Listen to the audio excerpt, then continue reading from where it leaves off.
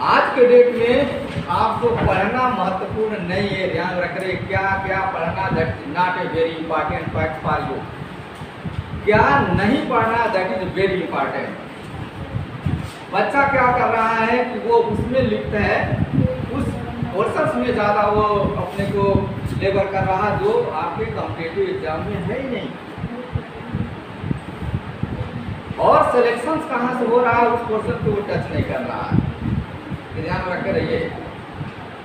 मैं क्योंकि यहाँ का प्रोडक्ट हूँ, just before I am x faculty of naval, मैं दिल्ली का हूँ और चूँकि इंजीनियरिंग ब्रांच से हूँ तो थोड़ा सा कुछ हमारे अंदर वो आ जाएगा, मैथमेटिकल अप्रोच वाले में इंजीनियरिंग ब्रांच का आएगा। मैं मेडिकल पे अभी नहीं रहा, इसलिए मैंने आपसे पहले ही डिमांड कर लिया जो एक सिलेबस हमको आप प्रोवाइड करें ताकि हम उसमें आपको कंफर्ट जोन में लेके आए, जहाँ आपको इंटरेस्ट हो और जहाँ से प्रॉब्लम्स आप हैंडल कर सकते हो इजी गोइंग में।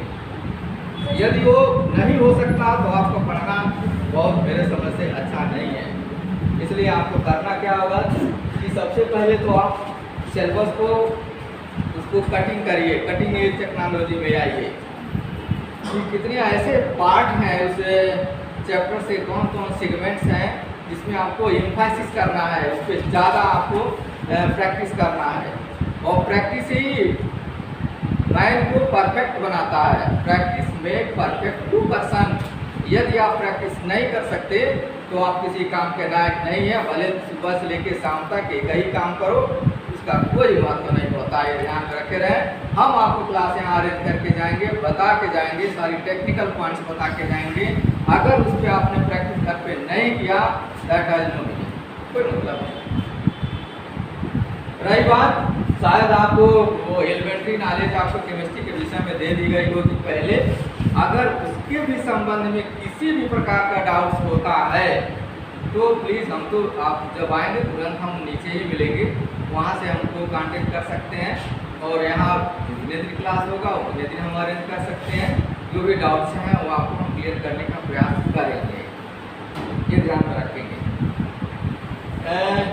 पहला चैप्टर जो बेसिकली इसको कहा जाए कि एक तरह से वो रिवीजन पार्ट है 10th क्लास का। पहला जो पार्ट है मूल कंसेप्ट, सम बेसिक कंसेप्ट वाले में, वो मिरर ऑफ द केमिस्ट्री है। पूरे केमिस्ट्री का मिरर है जिसमें सारे सीक्वेंस आपके केमिस्ट्री के दोनों ईयर के, फर्स्ट ईयर और सेकेंड ईयर के दिया गया है। तो वो पार्ट शायद डिस्कशन आपके सामने हो चुका है, क्यों मूल कंसेप्ट वगैरह हो चुकी है। अब रही बात हमको डेवलपमेंट पे आना है, रियल केमिस्ट्री है क्या। अभी तक तो आप फिजिकल, इनऑर्गेनिक और ऑर्गेनिक के सारे पार्ट्स को एक में अटैच करके आपने पढ़ा और देखा और कुछ समझा, जो भी होगा उसके विषय में हमको बहुत ज़्यादा परफेक्शन नहीं है आपके द्वारा। लेकिन अब जो हम करने जा रहे हैं वो एटॉमिक स्ट्रक्चर होगा। एटॉमिक स्ट्रक्चर के विषय में हम आपसे बात करेंगे और एटॉमिक स्ट्रक्चर से हम बेसिक चीज़ें से हम उठाते हैं कि ये atoms, what is the atom. सबसे पहले तो वही आना चाहिए, फिर उसकी हम बैकग्राउंड में चलते हैं। The atom is the smallest part of the matter which can not divided by physical और केमिकल मेथड। एटम किसी मैटर्स का वो भाग है जिसको हम भौतिक और रासायनिक विधियों के द्वारा और छोटा नहीं कर सकते, that is called the atom. अब ये atom, who has seen the atom before the 18th century? Neither I nor you. ना तो मैंने देखा, ना तो आपने देखा, ना मेरे गुरु ने देखा, किसी ने नहीं देखा। But it is virtual case, सब आभासी है। सारे चीज़ें एकदम वैसे हो रही है, एकदम इमेजिनेशन में। और उस इमेजिनेशन के द्वारा हम रिजल्ट पे पहुँचते हैं और उसका डिस्कशन करते हैं और फिर उसके रिजल्ट को निकाल करके अपने कुछ कंसेप्ट डेवलप करते हैं और कंसेप्ट के आधार पर फिर फार्मूले वगैरह डिजाइन होते हैं, डिसाइड होते हैं और कुछ स्पेक्ट्रम जो क्या करते हैं वो प्रैक्टिकल फैक्ट्स सामने आपको निकल करके आते हैं। रही बात ये मैटर्स, हम मैटर्स को ले आए क्योंकि मैटर्स का वो सीक्वेंस पार्ट्स है जिसको हम और छोटा और स्मॉलेस्ट नहीं कर सकते हैं। ये वाला हिस्सा आया matter. How many types of the matters? How many? That is not correct. देखिए अब यहीं से आपका कहानी समाप्त होती है। मैटर्स 3 टाइप्स के जो आप कह रहे हैं, that is the below the standard, अब वो नहीं रहा। मैटर इज द 6 टाइप्स, 6 तरह का, that is the competition problem. 3 types is the board problem.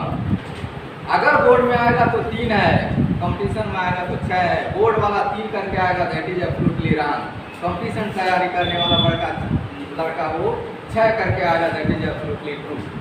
3 जो होने हैं आपके सामने यहाँ पर हम बता दे रहे हैं, कौन कौन से जो आप जान रहे हैं, जो आज के डेट में आउटडेटेड हो गया, वो कोई मतलब ही नहीं है।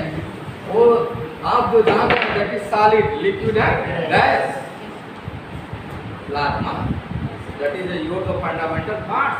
ब्लड इज द प्लाज्मा, तो छोड़ दिया आपने। सन इज द प्लाज्मा स्टेट, छोड़ दिया। 4 हो गया।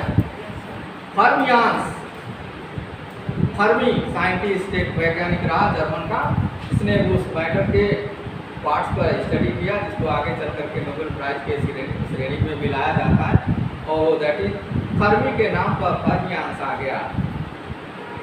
लेटेस्ट जो डिस्कवरी हुई 2012 में, जो फ्रांस में हुआ, जिसमें इंडियन साइंटिस्ट भी कंट्रीब्यूट कर रहे हैं, और वो ऐसा था कि 100 ईयर आफ्टर, ये 100 साल के बाद वो एक्सपेरिमेंटल फैक्ट्स आता है।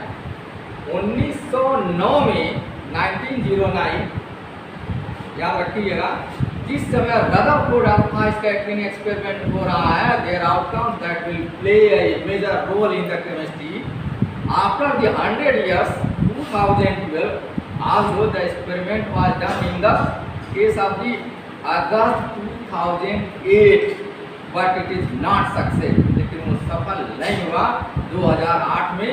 और वो केस क्या था कि एक तरह से हम बात करें थोड़ा सा लेबर के केस, जो लेबर पर्सन है, तो अंडा पहले आया कि मुर्गी, कहानी यहाँ पे थी। 100 साल लग गया उसको प्रूव करने में कौन पहले आया है, और वो आकर के अगस्त 2012 में वो क्लियर होता है, और न्यू पार्टिकल का जनरेशन आ जाता है उसके केस में, जिसमें इंडियन साइंटिस्ट का अपना रोल है, और वो बोसॉन्स पार्टिकल्स का डिस्कवरी हो जाती है। That is the 6th state of the matters that is not possible in the ASTP, जो ASTP पर नहीं संभव है, बल्कि उसके लिए एक्स्ट्रा आपको प्रेशर, टेम्परेचर, वॉल्यूम इत्यादि चीज़ें आपको एक से लगानी पड़ेगी, तभी आपको एक्सेस कर पाएंगे।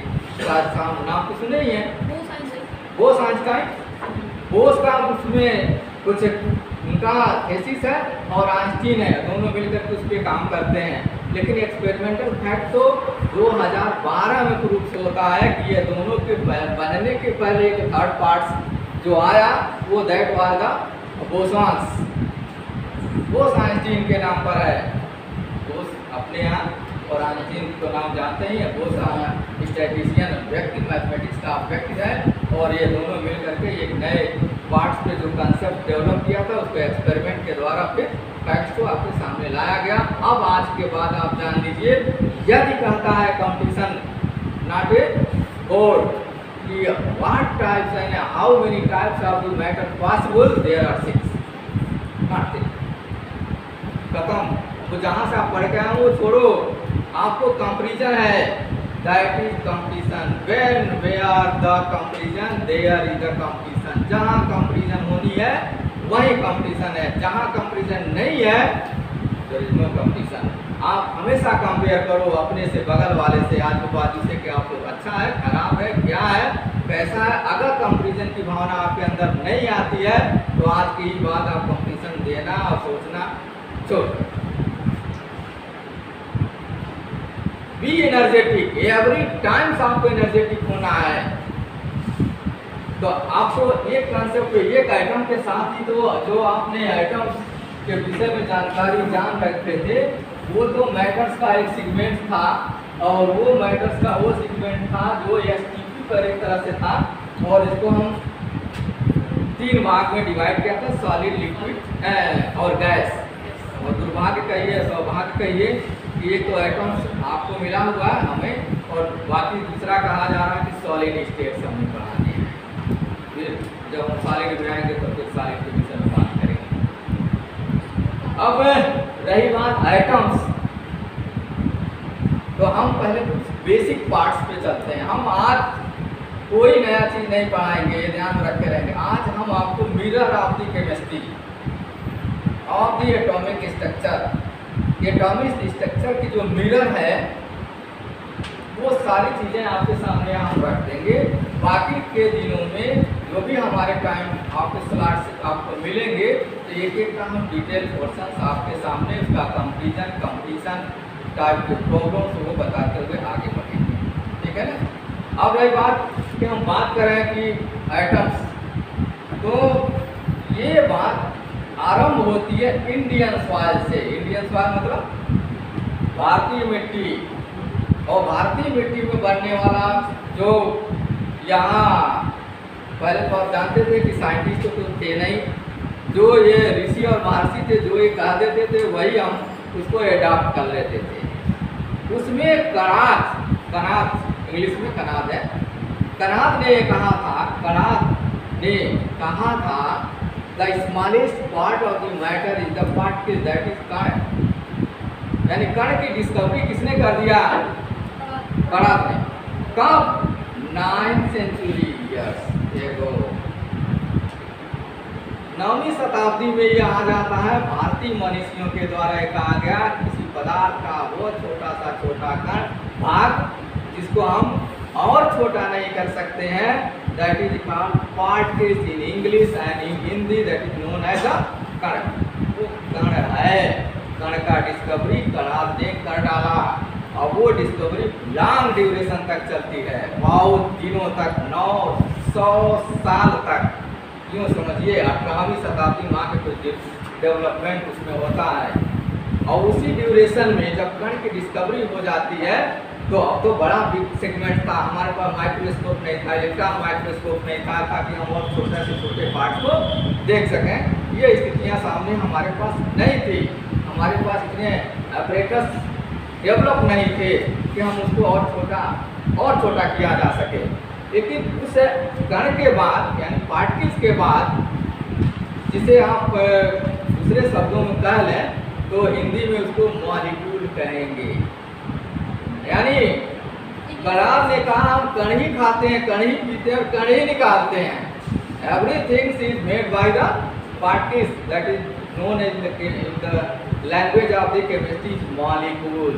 Molecules is the smallest part of the matters that is called by the कण। अब जो अणु बन गया, मॉलिक्यूल बन गया, तो मॉलिक्यूल्स को हमको छोटा लाया गया किसके द्वारा? That is known as by the discovered by the Dalton atomic theory. अपना है डाल्टन एटॉमिक थियरी, यानी molecule is divided into atom. Molecules जो था वो डिवाइड कर दिया गया। ये देख लीजिए पूरी इसकी है, इसकी मॉलिक्यूल जो था वो that is divided into atom by the Dalton. अब ये भी सारी चीजें एकदम वैसे एजम्पशंस हैं। That is the atom is the smallest part of the are, that is the smaller than the molecule is called atom that is not been found in free state। वो कहा ये मुक्त अवस्था में नहीं पाया जाता, that is always found in combined state। ये हमेशा एक संयुक्त अवस्था में मिलेगा, फ्री में नहीं है कि आइटम पकड़ो और ले चलो घर बोरा झोला में बाहर करके, ये सब कहानी नहीं है। ये भी चलती रही। On the basis of the atomic theory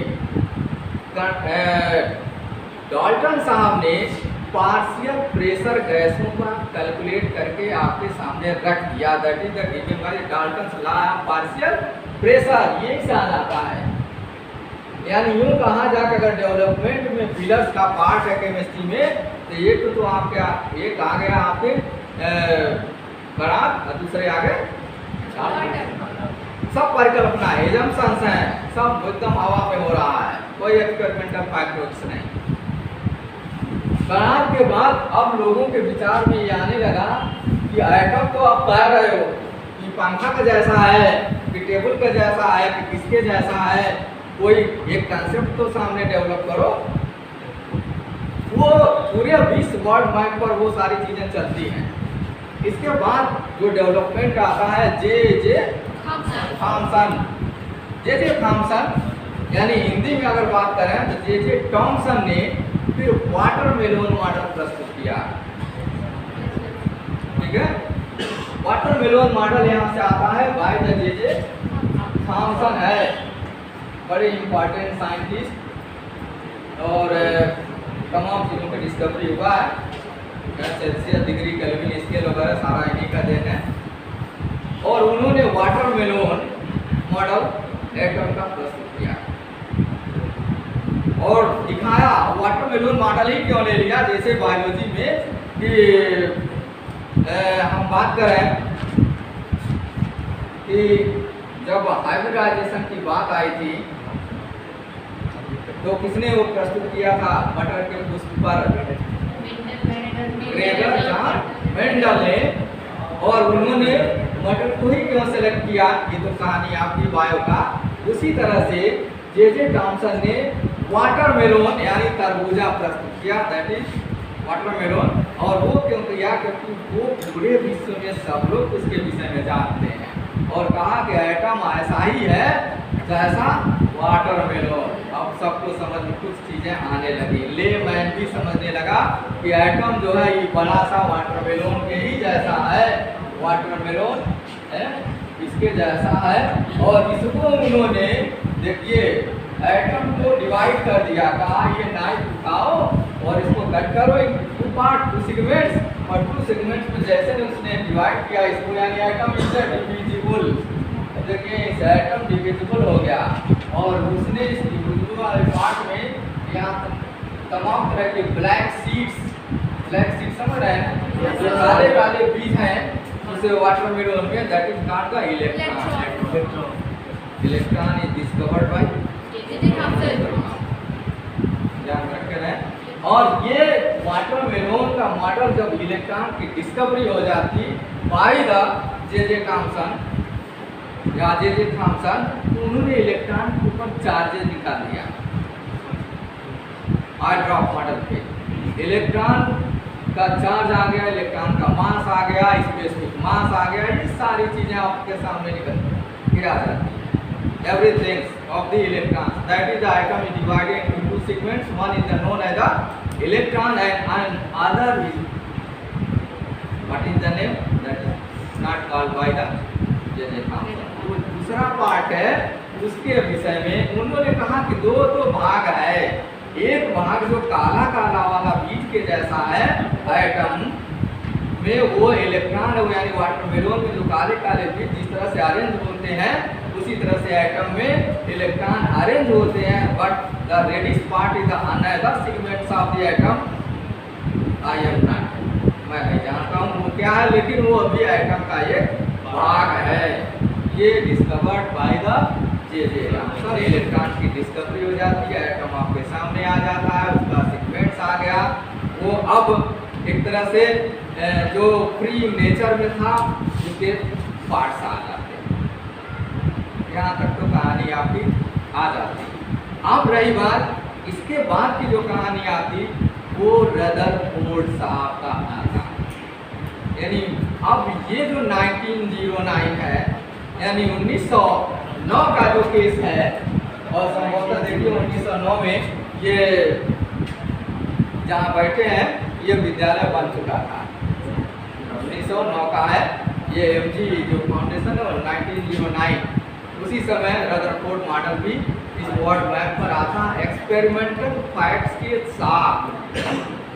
और उसने एक्सपेरिमेंटल फैक्ट क्या लेकर के आया,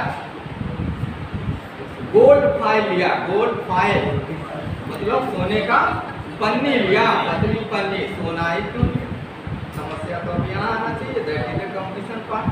क्या अन्य चीजें नहीं थी, आयरन नहीं था, कॉपर नहीं था, चांदी सिल्वर नहीं था, ये सारी चीज़ें तो वर्ल्ड मैप पे अवेलेबल थी, क्योंकि ये जो गोल्ड है इसी की सबसे पतली शीट बनाई जा सकती है, पहला। दूसरा, गोल्ड है का हाईएस्ट मेल्टिंग पॉइंट, उसका मेल्टिंग पॉइंट ज़्यादा है, 4000 सेंटीग्रेड के आसपास है लगभग। तो ये तो कारण हो गया। तीसरा कारण होगा कि अगर हम गोल्ड ले रहे हैं तो पूरा विश्व का हर एक व्यक्ति गोल्ड के विषय में जानता है, तो वो भी ये ले मैं एक दिहाड़ी व्यक्ति को विषय में अगर हम समझाएंगे कि ये देखो सोना है, तो तुरंत उसके दिमाग में उसका इमेज फॉर्मेशन बन जाएगा।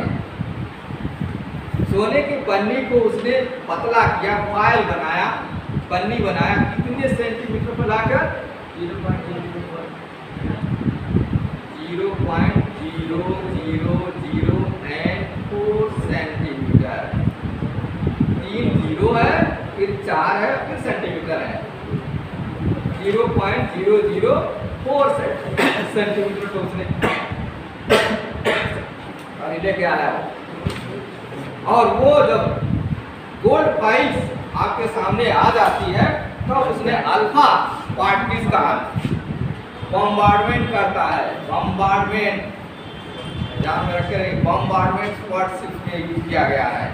Bombardment means high speeds of the charge particles attacks on the substrate, यानी जो कुछ भी हमारे पास बेसिक वैल्यू है, आधार है, हम उस पर बहुत हाई स्पीड से किसी चार्ज पार्टिकल्स को कोलाइड करा रहे हैं, और उस कोलिजन में क्या क्या इन्फ्लुएंस, क्या क्या निष्कर्ष निकलता है, वो रदरफोर्ड वर्ल्ड मैप पे लाकर करता है।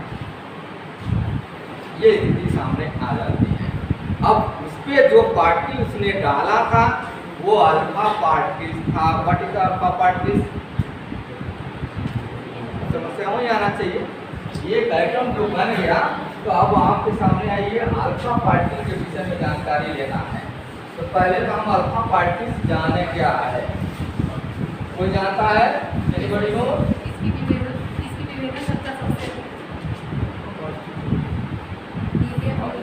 अब तो एक समस्या मेरे सामने और खड़ा कर दी। विभेदन, penetrating power alpha particles, gamma और बीटा है। 3 पार्ट आ गए, अल्फा, बीटा और गामा। 3 जहां आए देन कंपटीशन कम आए, जहां 3 आए कंपैरिजन हो गया। तो कौन पेनेट्रेट ज्यादा करेगा, छेद कौन देगा? जो हाई स्पीड से होगी, जो हाई स्पीड से चलेगा उसी तो ये दीवार को छेद देगा, और जो स्लो स्पीड से चलेगा तो पेनेट्रेटिंग पावर तो उसकी घट जाएगी। और अल्फा पार्टिकल तो हैवी है, वेलोसिटी कम हो जाएगी, और गामा पार्टिकल पे तो मास ही नहीं है, मासलेस पार्टिकल है, उसकी स्पीड तो बढ़ जाएगी। इलेक्ट्रोमैग्नेटिक वेव्स है, 3 लाख किलोमीटर पर सेकंड की वेव से वो चल रहा है वेलोसिटी से।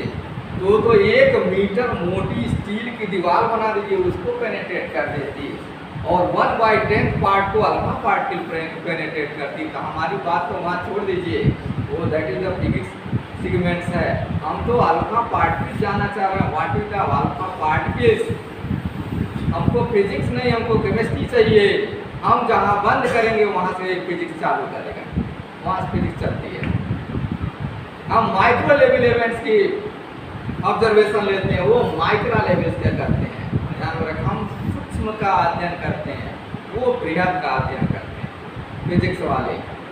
और जब केमिस्ट्री सूक्ष्म दे देगा बना करके, तो बड़ा तो कोई देखने में मजा आएगा, आपको भी फिजिक्स अच्छा लगेगा, या फिजिक्स की जो भी चीज़ें होंगी वो अच्छी लगेंगी। अब ये दिगर बात है कि नीट वाले के लिए फिजिक्स सबसे बड़ा प्रॉब्लम जिस बच्चे का फिजिक्स थोड़ा सही हो जाए तो फिर नीट तो अच्छी है, और क्लियर तो कर ही लेगा वो।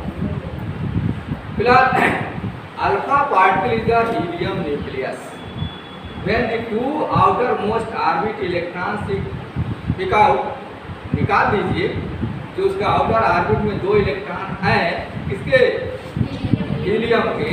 तो जो शेष पार्ट बनता है, remaining part of the helium atom is called alpha particles. यानी अल्फा पार्टिकल्स के विषय में बात होती है, तो दैट इज है और इसमें से देखिए 2 इलेक्ट्रॉन हम निकाल दें तो डबल प्लस होगा और 2 इलेक्ट्रॉन निकल गया, then it is called alpha particles.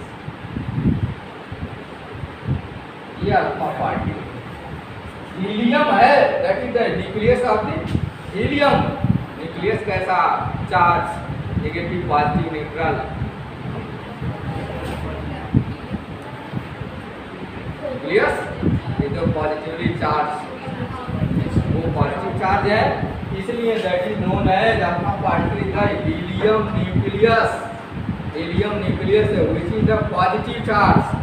उस अल्फा पार्टिकल का उन्होंने उस गोल्ड फाइल के ऊपर ये बम्बार्डमेंट करते हैं, ये गोल्ड फाइल बना दिया। ऐसा ही सीजन आपके घरों में आता है कि ऐसे महिलाएं गाँव में इस तरह से फिगर दीवारों पर बनाती हैं। कोई ऐसा है इस तरह से गाँव में है, समझे रहिए, वहीं से आपकी केमिस्ट्री चालू होती है। केमिस्ट्री एक ऐसा सब्जेक्ट है जो जीने के साथ और मरने के बाद है, ध्यान में रखे हैं। आप जब पैदा हुए तो केमिस्ट्री लगाता, मरेंगे तो भी केमिस्ट्री बचेगी, बाकी ये संसार में कुछ नहीं बचेगा। इसलिए ऐसे पार्ट पे आप अध्ययन कर रहे हैं। अगर आपके पास केमिस्ट्री मालूम है तो आप बहुत कुछ कर सकते हैं। केमिस्ट्री खाली यहाँ पर अगर है किसी का सही तो नरेंद्र मोदी का है, वो केमिस्ट्री जानता बंदा और बता दिया कि सबकी गणित और फिजिक्स बनारस में खत्म हो गई, मेरी केमिस्ट्री एक सही नहीं। तो वो केमिस्ट्री के विषय में आप अध्ययन कर रहे हैं जो वेरी वैल्यूएबल, बहुत ज्यादा मीनिंगफुल है। ये स्थितियाँ आपके सामने है। फिर आप यहाँ पर आ जाइए, हम आते हैं अपने ओरिजिनल ऑब्जेक्ट्स पे। रदरफोर्ड ने वो alpha scattering experiment gold file पर किया। करने के बाद क्या क्या इसमें पता चलता है, ये सारी चीजें हम बाद में डिस्कस करेंगे। ये देखिए, ये अल्फा पार्टिकल्स है और अल्फा पार्टिकल्स पे बम्बार्डमेंट किए जा रहे हैं। ये ऐसे हैं कुछ स्टेट में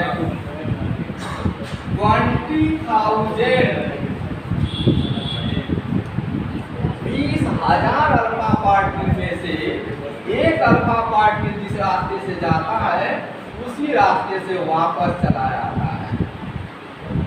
देखिएगा, लगभग 125 साल पहले का एक्सपेरिमेंट है और बड़े भाग्यशाली है कि उस तरह के एक्सपेरिमेंट का एक स्थान भी है जहाँ एमपी में बैठे हुए हैं। तो उसकी आउटकम्स हमें चाहिए, रिजल्ट चाहिए।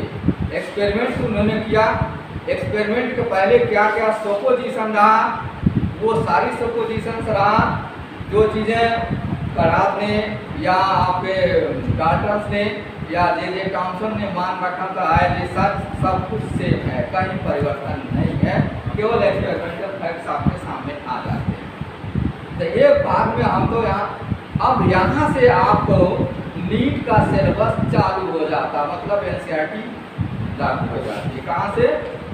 अल्फा स्कैटरिंग एक्सपेरिमेंट से आपके नीट वाले सिलेबस आते हैं। उसके पहले तो हमारी थोड़ा बेसिक था जो कहीं काम आएगा, आपकी की जरूरत नहीं।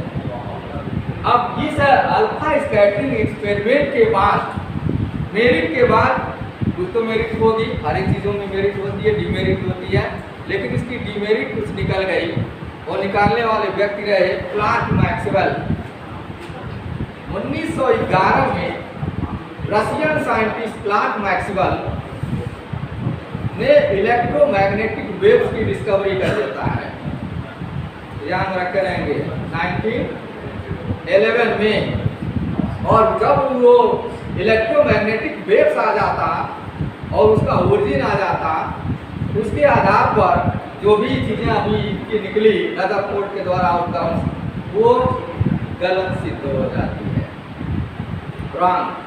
और ये कंसेप्ट जो बेचारे इतना मेहनत करके निकाला, कुछ आउटकम्स के बाद रदरफोर्ड का अल्फा स्कैटरिंग एक्सपेरिमेंट को रद्द कर दिया।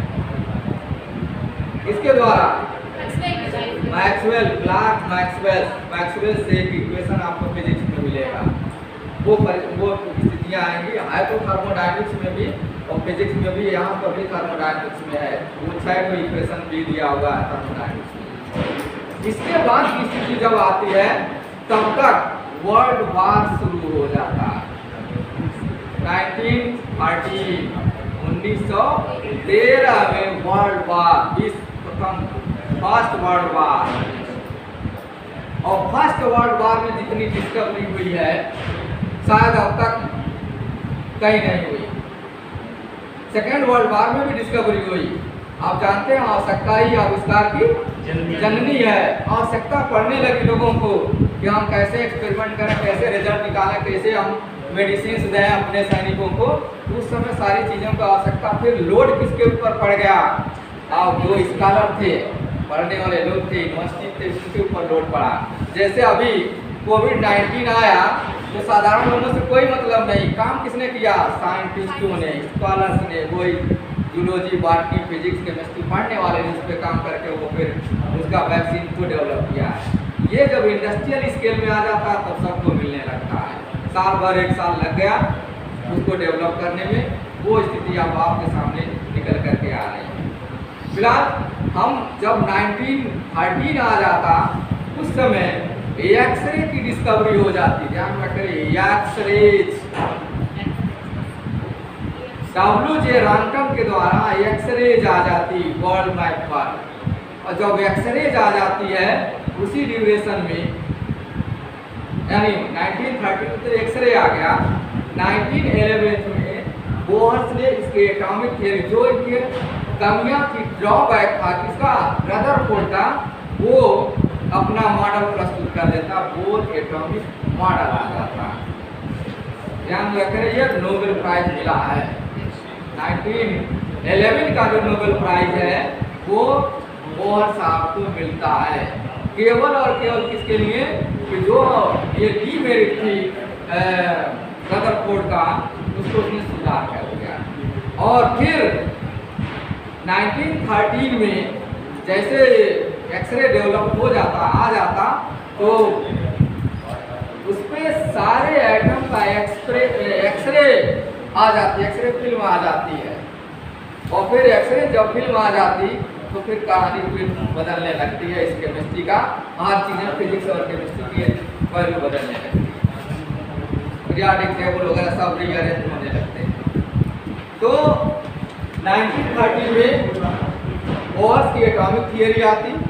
बोहर्स की एटॉमिक थियरी के बाद जो स्थिति आती है वो फिर आपके सामने श्रोडिंगर साहब की आती है, श्रोडिंगर वेव इक्वेशन। श्रोडिंगर साहब ने, जो साइंटिस्ट यहाँ का रशियन साइंटिस्ट ने, एक सेकेंड ऑर्डर का डिफरेंशियल इक्वेशंस ले आया, सेकेंड ऑर्डर डिफरेंशियल इक्वेशन। अब वो सेकेंड ऑर्डर का जो डिफरेंशियल इक्वेशंस आ जाता, उसके सॉल्यूशंस निकाले जाते, और जो सॉल्यूशंस निकलते हैं फिर क्वांटम नंबर का जीनेसिस होता, पैदा होता क्वांटम नंबर। आपको 4 क्वांटम नंबर्स तो आपके सामने आए, मतलब वो इलेक्ट्रॉन का पोस्टल एड्रेस आ जाता है एक तरह से। लेकिन आप भाग्यशाली हैं, ओनली 4 ही, ओनली 4 ही क्वांटम नंबर्स आपके सामने हम लोग देते हैं। उसमें 11 तो क्वांटम नंबर का एक्सप्लेनेशन आता है। उसके जो सॉल्यूशन आते हैं वो फिर सुपर कंप्यूटर से डिजाइन होते हैं। वो 4 क्वांटम नंबर्स हम आपको देंगे, बताएंगे कि कैसे कैसे आ रहा है, और 3 तो उनके साथ हैं, मतलब उनके सॉल्यूशंस हैं, श्रोडिंगर वेव इक्वेशंस के हैं, यानी रदरफोर्ड के जो एटॉमिक मॉडल है उसको काफ़ी विस्तारित इलेबोरेट किया जाता है वहाँ पर। और उसके आने के बाद एक तरह से जैसे क्वांटम नंबर आ जाता और उस क्वांटम नंबर से इलेक्ट्रॉन की पोजीशंस क्लियर हो जाती, तब तक फिर स्थितियाँ आपके सामने आती है, feeling of electron in orbit, यानी कक्षकों में इलेक्ट्रॉनों का वितरण आ जाता, बढ़ने की परिकल्पना प्रारंभ हो जाती है। और जैसे इलेक्ट्रॉन फीलिंग यानी इलेक्ट्रॉनिक कॉन्फ़िगरेशन सामने आ जाता, तब तो फिजिक्स भी सामने आ गई और केमिस्ट्री भी सामने आ जाती है, और यहीं पर जाकर के ये चैप्टर एक तरह से क्लोज हो जाता है।